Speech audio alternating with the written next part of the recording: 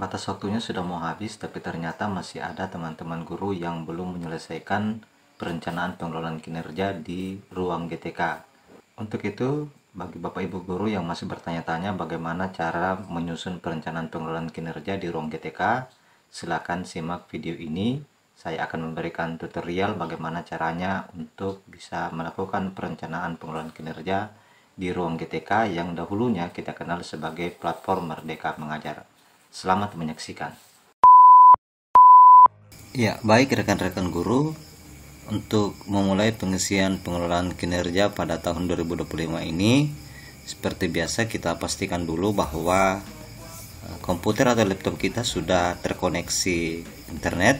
Kemudian silakan kita masuk pada browser kita atau perambah internet kita, baik itu Google Chrome maupun Mozilla ataupun yang lain. Kemudian kita pastikan bahwa akun yang aktif adalah akun belajar Bapak Ibu masing-masing. Jika belum, mari diganti dengan cara mengklik gambar akun kita, kemudian kita ganti dengan akun belajar. Apabila belum, maka Bapak Ibu perlu untuk login dulu dengan akun belajar Bapak Ibu masing-masing. Baik, ini sudah login dengan akun belajar. Lalu kita ketikkan guru.kemdikbud.go.id, kemudian kita enter. Kita perhatikan ini adalah tampilan awal yang baru dari ruang guru dan tenaga kependidikan atau ruang GTK, yang sebelum-sebelumnya itu adalah platform Merdeka Mengajar atau PMM. Jadi bagi Bapak Ibu yang baru pertama kali membuka aplikasi ruang GTK di komputer atau di laptop, inilah tampilan awalnya. Kemudian kita geser ke bawah, kita cari pengelolaan kinerja. Dia ada pada bagian karir dan kinerja. Kemudian kita klik. Baik, langkah pertama adalah kita mengganti dulu periode yang aktif. Yang tampak aktif sekarang ini masih periode Juli sampai Desember 2024. Jadi caranya kita akan ganti periode, kita klik tanda panah di samping nama kita, lalu kita klik ganti periode. Di sini sudah ada pilihan Januari sampai Juni, Juli sampai Desember 2024, dan Januari sampai Desember 2025. Nah, di video saya yang sebelum-sebelumnya sudah saya pernah jelaskan bahwa di tahun 2025 itu penilaian kinerja hanya dilakukan satu kali selama 1 tahun, yaitu periode Januari sampai Desember. Baik, kita pilih periode Januari sampai Desember 2025 dan klik pilih. Ya, sudah berhasil ganti periode. Kemudian kita lihat di sebelah kiri, yang guru ini kita ganti sebagai pegawai dengan klik tanda panah di sampingnya. Kemudian akan muncul pemberitahuan mulai perencanaan kinerja. Nah, di sini ada periode waktunya 1 sampai 31 Januari. Selanjutnya apabila kita melihat ke bawah, di sini sudah ada alur pengelolaan kinerja.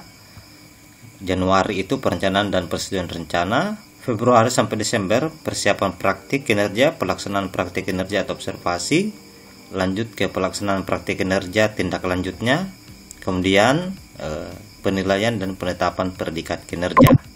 Itu mulai Februari sampai Desember. Baik, kita akan lanjut, kita klik mulai. Kita akan diarahkan untuk memastikan data diri kita sudah benar atau belum. Apabila masih ada kekeliruan, silakan klik edit. Apabila sudah benar, maka kita klik data sudah sesuai. Jadi hati-hati, karena data ini hanya bisa diedit 1 kali saja di perencanaan kinerja. Ya, karena ini akan mempengaruhi perencanaan kinerja kita. Baik, saya di sini sudah sesuai, maka saya klik data sudah sesuai. Oke, data sudah benar. Kemudian kita diarahkan pada perencanaan kinerja. Nah, pelaksanaan tugas pokok 5M. 1. Guru merencanakan pembelajaran. 2. Guru membimbing dan melatih peserta didik. 3. Guru melaksanakan pembelajaran atau pembimbingan. 4. Guru menilai hasil pembelajaran atau pembimbingan dalam mendukung pembelajaran. Kemudian 5.1 guru melaksanakan tugas tambahan. Ini opsional, kita pilih. Kita geser ke bawah apa yang menjadi tugas tambahan kita. Misalnya kita akan pilih sebagai pembina ekstrakurikuler, maka di sini ada meningkatnya kinerja satuan pendidikan melalui pelaksanaan tugas tambahan sebagai pembina ekstrakurikuler. Baik, saya kebetulan adalah pembina ekskul, maka saya akan pilih ini. Bapak Ibu guru akan menyesuaikan dengan tugas tambahan Bapak Ibu masing-masing. Jadi poin 1 sampai 4 ini sudah pasti ya, karena tugas pokok kita. Kemudian poin 5.1 itu opsional sesuai dengan tugas tambahan kita. Apabila Bapak Ibu melaksanakan dua tugas tambahan, maka Bapak Ibu bisa mengklik tambah. Baik, selanjutnya kita lanjut simpan draft. Apabila kita ingin simpan draft dulu bila masih ragu, kalau sudah yakin maka kita lanjut ke praktik kinerja. Seperti di PMM sebelumnya, kita diarahkan untuk memilih indikator yang menjadi fokus peningkatan kinerja kita.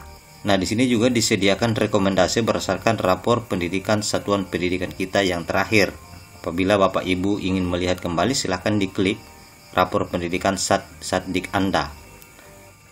Di sini saya kualitas pembelajaran untuk sekolah saya dimensi prioritas tidak ada, tinggal dipilih sesuai kebutuhan. Nah, itu sesuai dengan kondisi rapor pendidikan di sekolah saya. Kemudian kita akan memilih apakah penerapan disiplin positif, keteraturan suasana kelas, ini dimensinya manajemen kelas. Lalu untuk dimensi dukungan psikologis ada umpan balik konstruktif, perhatian dan kepedulian, ekspektasi pada peserta didik. Kemudian dimensi yang ketiga ada dimensi metode pembelajaran. Ini bisa memilih aktivitas interaktif, instruksi pembelajaran, dan instruksi yang adaptif. Bapak Ibu apabila memilih, maka sebentar ketika diobservasi, fokusnya pada indikator yang kita pilih pada pengelolaan kinerja di ruang GTK ini. Baik, kali ini saya akan fokus pada dimensi metode pembelajaran, yaitu instruksi pembelajaran. Apabila kita sudah pilih salah satu, kita simpan draft. Apabila masih ingin kembali, jika sudah yakin maka kita lanjut ke pengembangan kompetensi. Sini saya lanjut saja. Kita diarahkan pada tahapan yang ketiga, yaitu pengembangan kompetensi. Kita diarahkan untuk memilih satu indikator untuk menjadi fokus peningkatan kinerja. Diskusikan bersama atasan apa saja kegiatan yang dapat dilakukan untuk meningkatkan indikator yang sudah kita pilih tadi. Di tahap pelaksanaan, Anda akan melakukan kegiatan sesuai diskusi dan mengisi dokumen refleksi terhadap kegiatan yang sudah Anda lakukan. Lalu kita lihat di sini indikator apa yang dapat saya pilih sesuai dengan pilihan saya tadi. Di sini guru melakukan kegiatan pengembangan kompetensi berdasarkan indikator asesmen dan lain-lain. Oke, saya akan memilih guru melakukan kegiatan pengembangan kompetensi berdasarkan indikator orientasi berpusat pada peserta didik. Sekali lagi, ini hanya contoh dan Bapak Ibu guru bisa memilih masing-masing sesuai dengan kebutuhan di sekolah Bapak Ibu atau dengan pilihan Bapak Ibu masing-masing. Baik, saya pilih indikator ini. Apabila kita masih ragu, kita bisa klik hapus, kemudian kita menggantinya. Apabila sudah yakin, kita akan lanjut ke perilaku kinerja. Di sini akan ada beberapa pilihan ya, untuk perilaku kinerja kita. Ada beberapa aspek, ada 7 aspek yang akan kita pilih. Baik, aspek yang pertama berorientasi pelayanan. Apa perilaku yang paling ingin difokuskan pada tahun ini? Baik, saya ingin berkonsentrasi pada kebutuhan peserta didik dan berusaha memenuhinya. Bagaimana Anda akan menerapkan perilaku tersebut dalam kehidupan sehari-hari? Mari kita lihat lagi pilihannya. Kita tinggal geser ke bawah. Bisa mengidentifikasi kebutuhan peserta didik secara proaktif. Ini sudah sebelumnya, tahun-tahun sebelumnya saya sudah pilih. Sekali ini saya akan pilih melayani peserta didik sesuai hasil asesmen awal peserta didik. Nah, sekali lagi Bapak Ibu, ini berurutan. Apabila Bapak Ibu memilih indikator yang lain di bagian awal, maka yang di bawah itu akan menyesuaikan. Jadi jangan heran apabila melihat video ini dan Bapak Ibu ingin melakukan pilihan yang lain, maka pilihan yang saya pilih itu tidak ada di tampilan laptop Bapak Ibu karena menyesuaikan dengan indikator perilaku yang di atas. Baik, apa perilaku yang paling ingin Anda fokuskan tahun ini untuk aspek akuntabel? Di sini saya ingin memilih memanfaatkan sumber daya satuan pendidikan dengan bertanggung jawab, efektif, dan efisien. Kemudian bagaimana perilaku itu akan diterapkan? Mencari cara efisiensi penggunaan sarana prasarana, bahan, dan alat kerja. Ya, saya pilih yang kedua. Sekali lagi Bapak Ibu, saya ingatkan bahwa ini disesuaikan dengan pilihan Bapak Ibu masing-masing. Untuk aspek kompeten, saya memilih membantu peserta didik, rekan sejawat, dan orang lain untuk saling belajar. Kemudian perilakunya dalam kehidupan sehari-hari, ya, memfasilitasi proses berbagi pengetahuan dan seterusnya. Kemudian aspek keempat yaitu harmonis, ya, indikator yang saya pilih membangun lingkungan pembelajaran yang kondusif.